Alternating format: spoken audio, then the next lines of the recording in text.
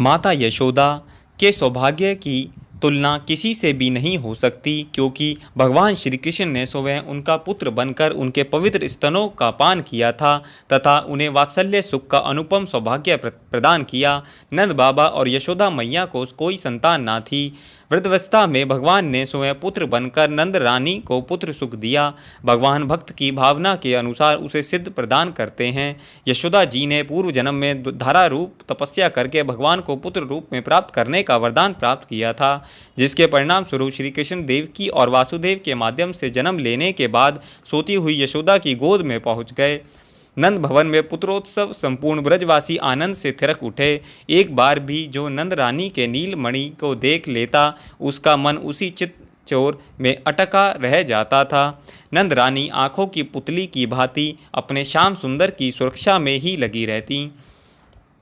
नंद रानी यशोदा का ये बालक अद्भुत था। एक दिन कंस प्रेरित पूतना ने स्तनपान कराकर उसे मारना चाहा, तो यह दूध के साथ उसके प्राणों को भी पी गया।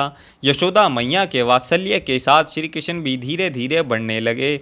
माता यशोदा ने अपने नीलमणि का श्रृंगार करके उन्हें शकट के नीच पालने में पौड़ा दिया और शकट सुर का अंत हुआ। व्योमासुर जाल रचा तो वह भी यमलोक सिधारा। एक दिन यशोदा जी श्री कृष्ण को दूध पिला रही थी, तब तक आग पर रखे हुए गाय के दूध में उफान आया। यशोदा जी अपने नीलमणि को बैठाकर दूध को देखने गई। श्री कृष्ण को चंचलता सूझी। उन्होंने दही की मटकी ही फोड़ डाली, माखन बिखर गया। माता बड़ी कठिनाई से अपने शाम को मना पाई। श्री कृष्ण ने मिट्टी खाई। यह सुनकर यशोदा जी उनका मुख खुलवाकर देखने लगी। संपूर्ण ब्रह्मांड ही उन्हें अपने लाला के मुख में दिखाई दिया। यशोदा जी विस्मृत हो गईं। श्री कृष्ण ने वैष्णवी माया का विस्तार किया और वह माता के विश्व दर्शन की स्मृति को बहा ले गई।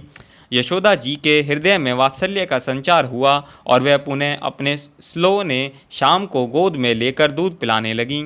गोपियों के यहाँ माखन चोरी के उलाहनों से वह तंग ही आ चुकी थी। एक दिन श्री कृष्ण ने उनका भी दही भांड फोड़ दिया। जननी ने श्री कृष्ण को डराने के लिए उन्हें उखल में बांधा और यमलार्जुन उद्धार हुआ।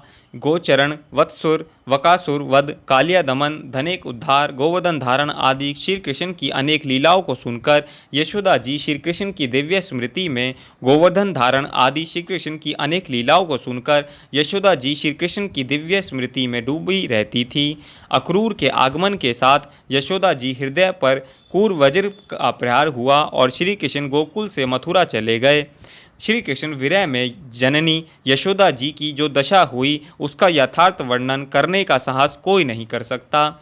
जहाँ से श्री कृष्ण रथ पर बैठकर गए थे, यशोदा जी वहाँ प्रतिदिन जाती। उन्हें लगता कि अक्रूर अभी अभी मेरे श्री कृष्ण को लेकर जा रहे थे। वह चीत कर उठती, अरे कोई मेरे श्री कृष्ण को रोक लो, अक्रूर उसे लिए जा रहे हैं।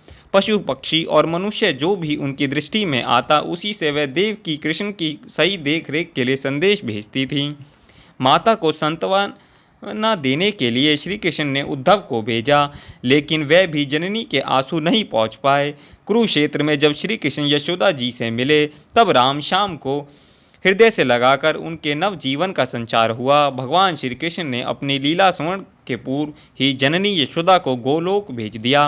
वात्सल्य प्रेम की अनुपम उपासिका का श्री यशोदा जी धन्य हैं।